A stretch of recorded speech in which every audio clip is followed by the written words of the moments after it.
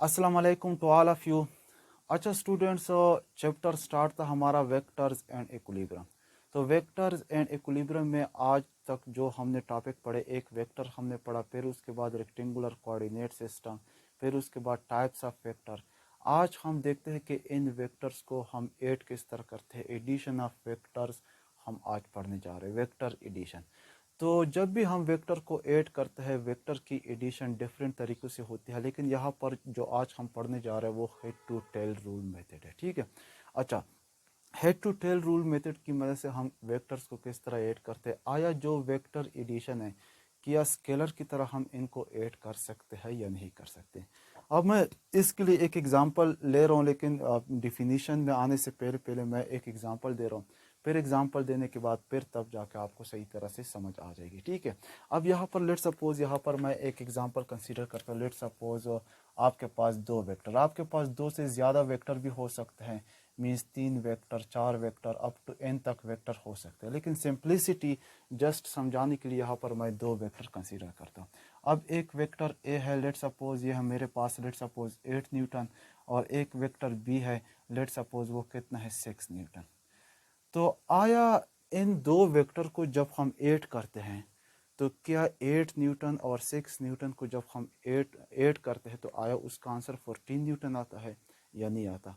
अब देखिए, जिस तरह स्केलर क्वांटिटी को जब हम ऐड करते थे, स्केलर क्वांटिटी में अगर आपके पास मास है 8 किलोग्राम और एक मास है 6 किलोग्राम, तो 8 किलोग्राम और 6 किलोग्राम को ऐड करके आपके पास 14 किलोग्राम आ जाएगा। मीन्स के वहाँ पर 14 किलोग्राम, ये तो सबको पता है, आपको भी पता होगा, तो 14 किलोग्राम आता है। लेकिन आया जो वेक्टर एडिशन है, वेक्टर एडिशन क्या स्केलर एडिशन की तरह हम इसको ऐड कर सकते हैं या नहीं कर सकते, उसकी तरह हम ऐड नहीं कर सकते। अब देखिए, यहाँ पर इसकी आंसर में डिफरेंट पॉसिबिलिटी आ सकती है। इसका आंसर आपके पास 2 न्यूटन भी आ सकता है, इसका आंसर 3 न्यूटन भी आ सकता है, इसके अलावा इसका आंसर आपके पास चलते जाए, आपके पास आंसर 14 न्यूटन भी आ सकता है। मीन्स कि 2 न्यूटन और 14 न्यूटन के दरमियान आपके पास आंसर आ सकते हैं। ये किस वजह से, क्योंकि यहाँ पर ये जो दो वेक्टर है, इन दो वेक्टर के दरमियान जो एंगल होता है उसी एंगल पे डिपेंड करता है। डिफरेंट एंगल्स होते हैं और उन एंगल में डिफरेंट पॉसिबिलिटी हो सकती है। ठीक है। स्केलर में तो आप इस तरह नहीं कह सकते कि 8 किलोग्राम और 6 किलोग्राम, मेरे पास आंसर 2 किलोग्राम आ गया, या मेरे पास आंसर 5 किलोग्राम आ गया, 4 किलोग्राम आ गया, लेकिन उसमें आपके पास 14 किलोग्राम आएगा। लेकिन अब वेक्टर एडिशन स्केलर एडिशन की तरह नहीं, बल्कि ये आपके पास 14, अब देखिए यहाँ पर 14 न्यूटन भी आ सकता है, 2 न्यूटन भी आ सकता है, लेकिन वो कौन कौन से केसेस में हो सकता है। अब देखिए, यहाँ पर अगर आप देखें, लेट सपोज मैं इन दो वेक्टर को ऐड करता हूँ। अब मैं सपोज करता हूँ कि यहाँ पर ये दोनों वेक्टर अगर आपके पास आपस में परपेंडिकुलर है, मैं यहाँ पर परपेंडिकुलर के लिए मैं ये निशान यूज़ करता हूँ। ठीक है। अच्छा, अब यहाँ पर अगर आपसे कहा जाए कि ये जो ए वेक्टर है ये टुवर्ड ईस्ट है, मैं सपोज करता हूँ, वैसे कोई भी डायरेक्शन आप ले सकते हैं। ये जो वेक्टर बी है, ये वेक्टर बी टुवर्ड नॉर्थ है। ठीक है। अब इसके लिए क्या करना है, आपने इसके लिए ये करना है कि आपने, चूंकि ईस्ट और नॉर्थ, हम तो ईस्ट और नॉर्थ, चूंकि यहाँ पे आपको ये नहीं पता कि ईस्ट किस साइड पर है, नॉर्थ किस साइड पर है, तो इसके लिए आपने क्या करना है, एक प्रॉपर आपने मैप ड्रा करना है। ठीक है। तो ये, अब देखिए, जब आप मैप ड्रा करेंगे तो फिर उसी मैप की मदद से आपको नॉर्थ ईस्ट वगैरह इनकी आपको सही तरह से फिर आपको पता चल जाएगा कौन सा डायरेक्शन किस साइड पर है। ठीक है। अच्छा, अब देखिए, लेट सपोज यहाँ पर आपने क्या करना है, इस तरह की एडिशन के लिए आपने क्या करना है, आपने पहले वेक्टर को आपने यहाँ पर आपने इसके लिए डायरेक्शन को स्पेसिफाई करना है। तो डायरेक्शन स्पेसिफाई करने के लिए आप क्या करें, आप एक मैप ड्रा करें। ठीक है। ये आपके पास ईस्ट है, ये आपके पास वेस्ट है, और ये आपके पास नॉर्थ है, और ये आपके पास क्या है, साउथ है। ठीक है। हमेशा ऊपर की तरफ जब भी आप कागज़ पे ड्रा करते हैं तो हमेशा ऊपर की तरफ नॉर्थ होता है, डाउनवर्ड नीचे की तरफ साउथ होता है, राइट साइड पे ईस्ट, और लेफ्ट साइड पे हमारे पास क्या होगा, वेस्ट होगा। ठीक है। सेकंड नंबर पे, अब देखिए, ये जब रिप्रेजेंटेशन ऑफ वेक्टर हम पढ़ रहे थे तो उसमें हमने ये इन चीज़ों को डिस्कस किया था। इन चीज़ों को किस तरह डिस्कस किया था कि आप देखिए उसमें हमने पहले एक मैप कंसीडर किया था, फिर उसके बाद सेकंड नंबर पे हमने एक स्केल लिया था। स्केल कौन सा था? आप देखिए यहाँ पर 8 न्यूटन, 6 न्यूटन। अब हमें तो एक स्केल, अगर हम एक स्केल ले लें उस पर तो न्यूटन पे आपको रीडिंग नहीं मिलेगा, लेकिन अगर आपको रीडिंग मिलेगा सेंटीमीटर में या आपके पास इंचेस में, तो आपने क्या करना है, एक ऐसा स्केल आपने कंसीडर करना है कि वो आपकी पेज के मुताबिक हो, ताकि उस पेज के ऊपर वही स्केल मीन्स के आ सके। ठीक है। अच्छा, अब यहाँ पर सेकंड नंबर पे आपने एक स्केल लेना। लेट सपोज आपके पास 1 न्यूटन, हम सपोज करते कि 1 सेंटीमीटर के बराबर है, तो 6 न्यूटन किसके बराबर होगा? 6 सेंटीमीटर के बराबर होगा। 8 न्यूटन किसके बराबर होगा? आपके पास 8 सेंटीमीटर के बराबर होगा। ठीक है। अब देखिए ये मैंने वैसे स्केल कंसीडर किया, आप 2 न्यूटन को भी 1 सेंटीमीटर के बराबर ले सकते हैं। ठीक है।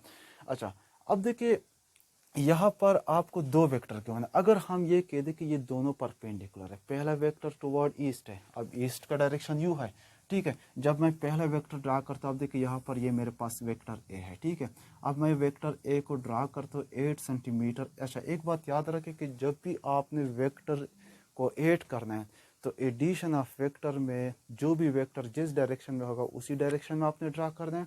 और दूसरी बात है कि उसकी मैग्नीट्यूड को आपने, उसकी मैग्नीट्यूड में आपने चेंज नहीं करना, मीन्स कि जितना है उसका उतना ही मैग्नीट्यूड आपने ड्रा करना। अब देखिए यहाँ पर 8 newton is equal to 8 centimetre, तो 8 सेंटीमीटर एक स्केल की मदद से आप एक क्या करें, आप एक वेक्टर ड्रा करें।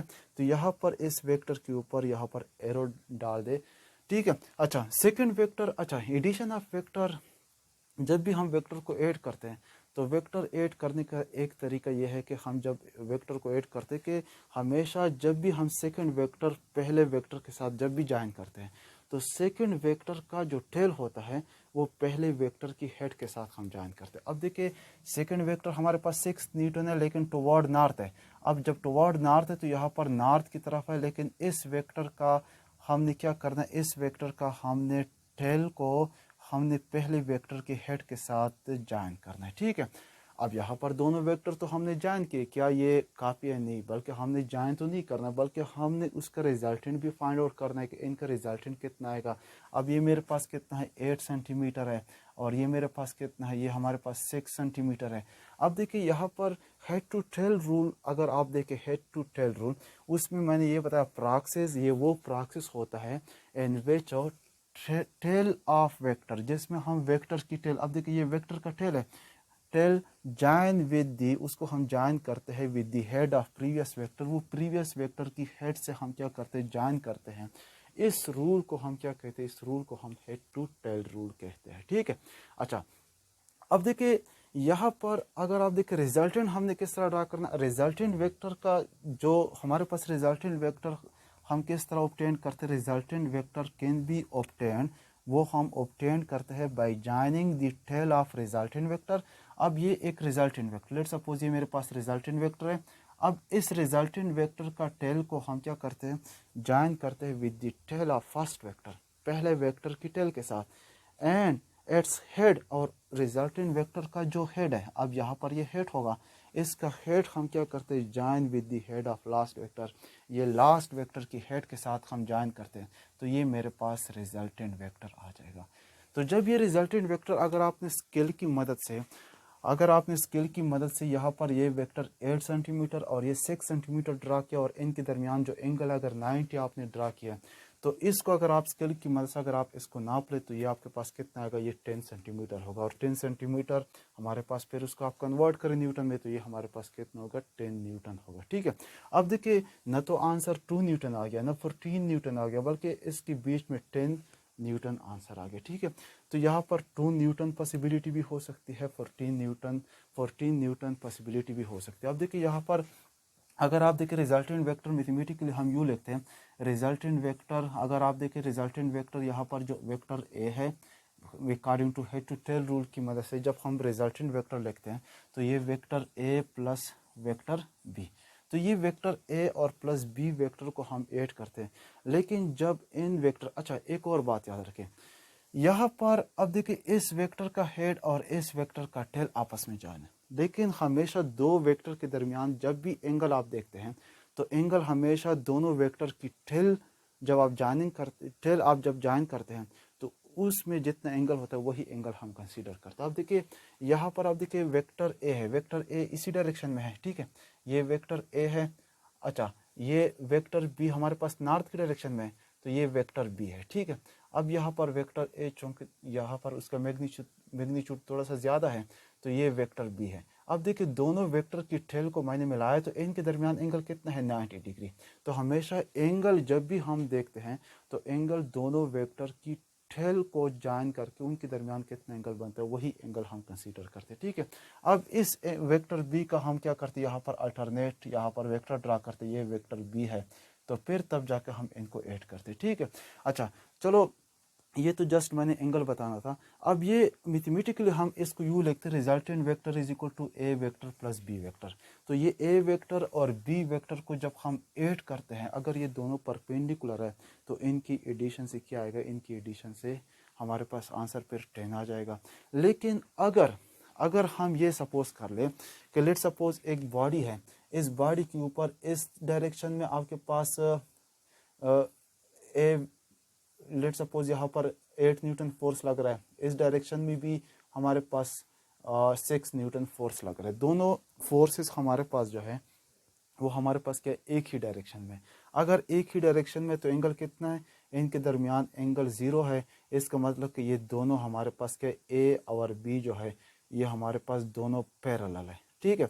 अगर पैरेलल है, अब मैं वेक्टर ए को ड्रा करता, ठीक है। अब ये मेरे पास वेक्टर ए है, ठीक है, वेक्टर ए है, ठीक है। वेक्टर बी, अच्छा वेक्टर बी को जब भी मैंने ड्रा करना, चूंकि दोनों का डायरेक्शन एक ही डायरेक्शन है, तो सेकंड वेक्टर का according to head to tail rule second vector का टेल पहले वेक्टर के हेड से ज्वाइन करते हैं।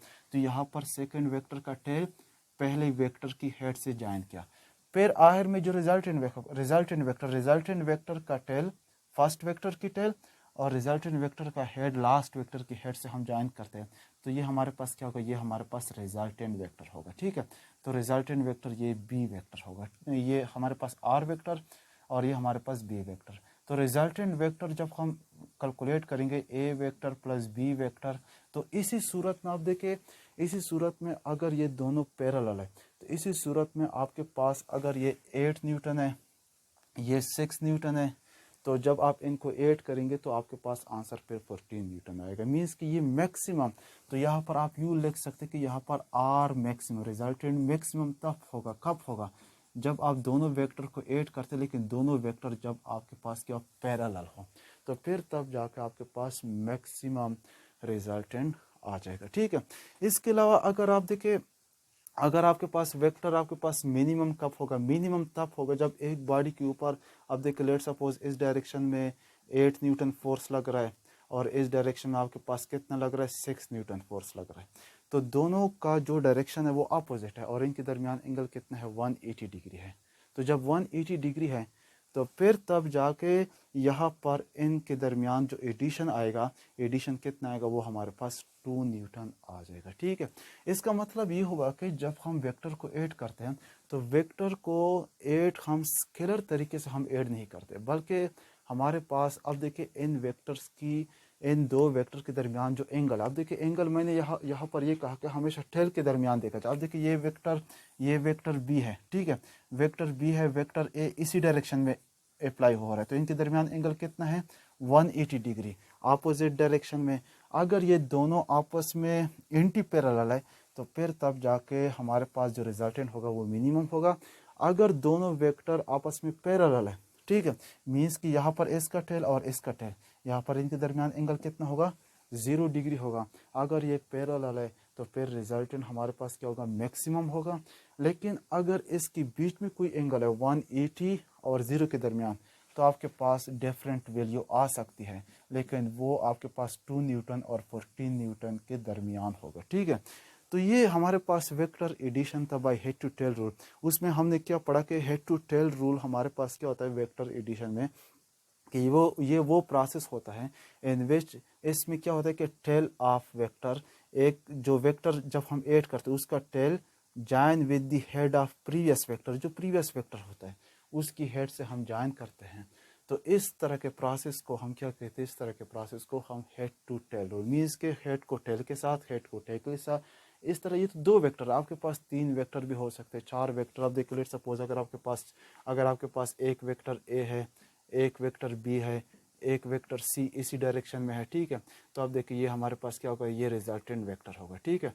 तो रिजल्टेंट वेक्टर आपके पास A vector plus B vector plus C vector.